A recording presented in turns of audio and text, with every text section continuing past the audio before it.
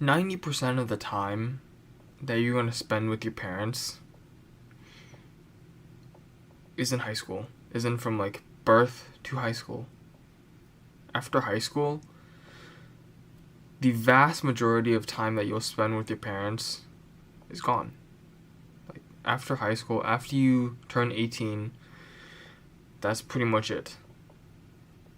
Now, I literally just pulled that statistic out of my ass, but think about it. How many I love yous do you have left? When you're going off to college, when you're leaving home, really think about how many more interactions you'll ever get with your parents. The occasional coming back for Christmas, maybe Thanksgiving, maybe for birthdays, over the summer perhaps. But think about that. The amount of time you spend with your parents is cut back by so much after you graduate from high school. Even if you were to attend a college that is in-state, right? Maybe it's even close to home, as it is for me. Even still, the amount of time you just spend with your parents is minimal now. Whenever you meet them, that you might say I love you. Maybe you don't. Maybe you hug them. Maybe you don't.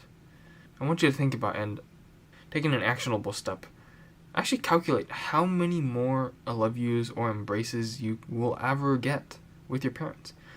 Now this is sort of taking some assumptions, right? You can use 80 as the age of death. And then you can sort of estimate how many times you go back home, and let's say if you're perfect, every single time you go back, you say I love you, and you hug them. And then you just calculate that for their remaining years. And you'll find that it's way less than you expected. It's way less. Let's just say that your parents have 30 more years, right? You go home, let's say 3 times per year. That might be some of you. It might be much less than some of you. It might be much more. Well, it's up to you. But let's just, for this example, right? 30 years, 3 times per year. 90 times until the day they die. Just 90 times. Right? It's holy shit. You have 90 more times to visit your parents. Just 90. Think about that. I tell you this to cherish your parents. Cherish this time now that you have. Because you're not going to get it back. If you're in middle school, more than likely you've clicked off. But if you're in high school, I would say there's a better chance. And you are who I want to talk to. Because you understand this much more than middle schoolers. Just because you have more experience with life. You're older. You have just more time living. And therefore knowing about death. But there are the rare people who, first think about death when they're 13, get scared shitless, and then they have a new outlook on life. For those who are like that, well, might as well listen to this, just give me more views, yes, please, thank you. But for those who in high school, once you go to college, for most of you aren't going back home regularly, except for holidays, and that'll most likely be for the rest of your life, unless you get a job close to home, or unless your parents move out to you. It's that's not very likely. Not very likely. And even though you might not like your parents right now, even though you might hate them, you might absolutely hate them, you might have thoughts that you never want to entertain. Certainly I've had, I've had terrible thoughts. I've felt so pissed at my parents. But the thing is, we don't truly value things until they're gone. We don't truly value our parents until they're gone. We won't miss their smiles, their faces, their voice. We'll even miss when they get angry at us. We'll miss everything about them. Just anything that reminds us of them. It's like the scene in movies where the character has a loss, and then they suddenly sit down to eat, and then, they usually ate with someone else, but then they sit down alone, and they suddenly remember what it was like having that person talk to them while they're eating. The conversation, the presence of that other person. I'm not saying it will be like that exactly, but it's going to be close.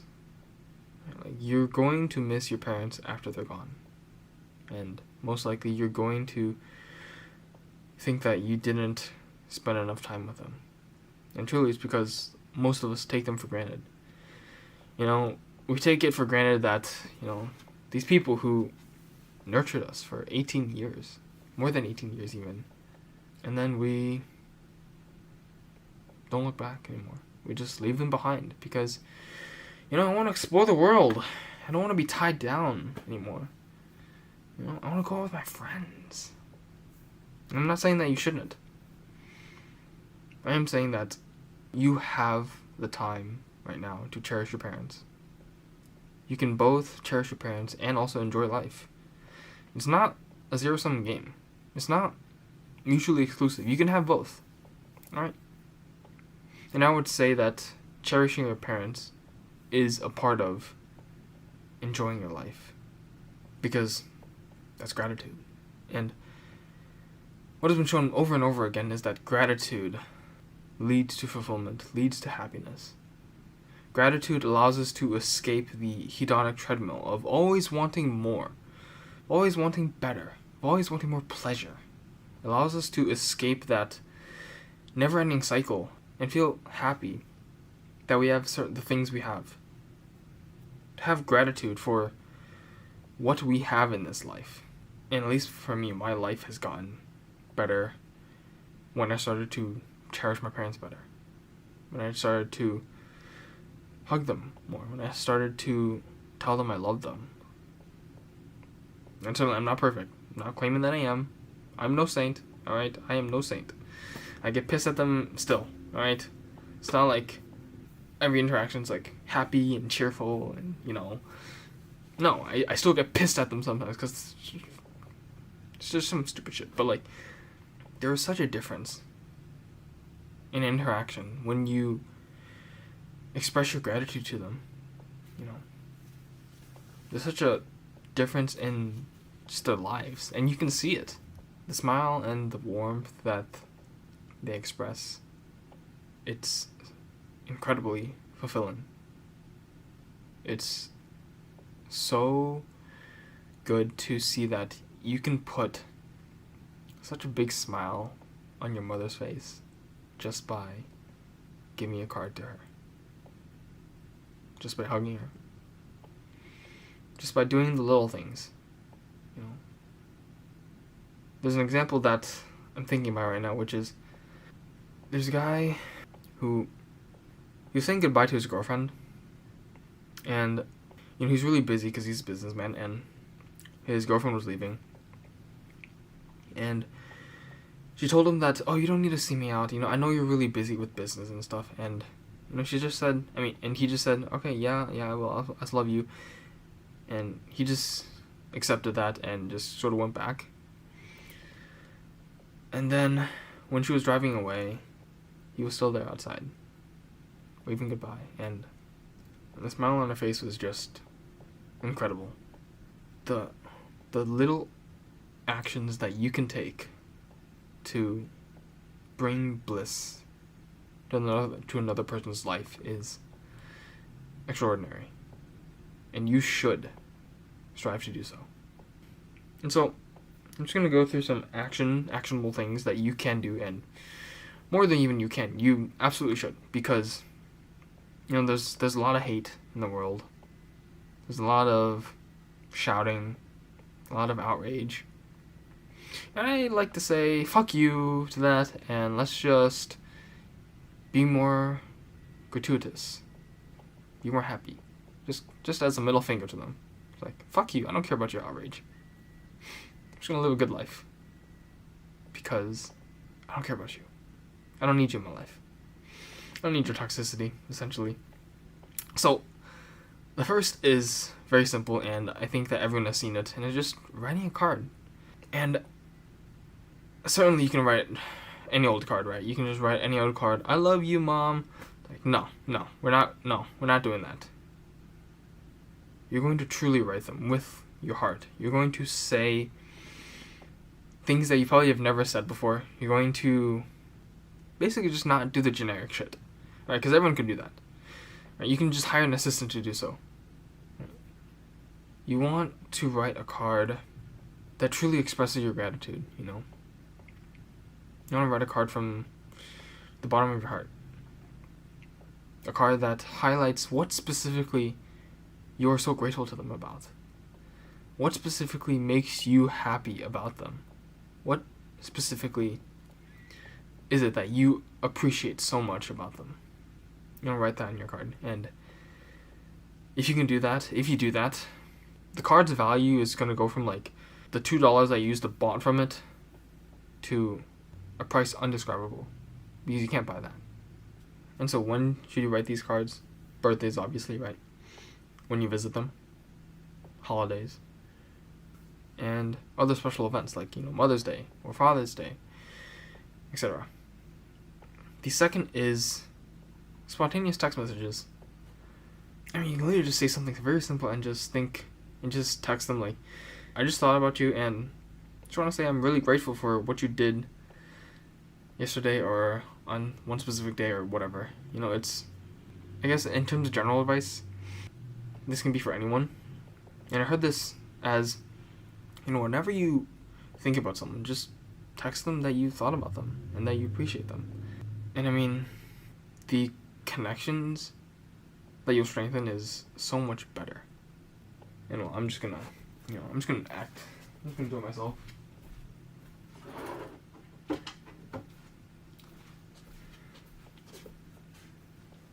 Because there's nothing like doing the thing you're preaching.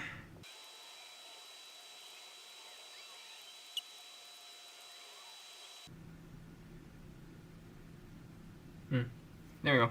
That took a while. But anyway, spontaneous text messages. Just saying that I'm grateful for you. I love you. I just thought about you and just wanted to say that I just wanted to say thank you for taking care of me for 18 years of my life. Just the little things, you know. And finally, the last one is just talk to them, you know. I think that a lot of parents just want to talk to their children. Certainly that's what my parents have told me. Like, you know, they just wanted to talk to me. And when I was in high school, no, that wasn't happening, man. I was more absorbed into my video games.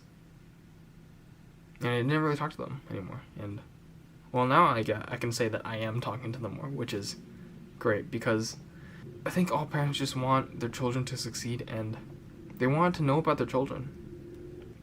So to you, I would tell you to talk to them, but like really talk to them. And if you have parents that are overbearing, you know, I can empathize with that. But you can either see it as parents being overbearing, or you can see it as them just worrying about you. And certainly there are times when it goes over, and okay, yes, that's a boundary that you need to set up, right? But I think that for the most part, parents, they love us, and they just want us to be better, right? And so, talking to your parents, I think, is something that will give them great joy. With all three of these, it's basically, they're all low cost, but the gain that you get from them, there's no cost, there's no price you can put on it, because money can't buy happiness. Do these things, you know, cherish your parents, cherish the time you have with them, because at a point in time, they're not going to be here anymore.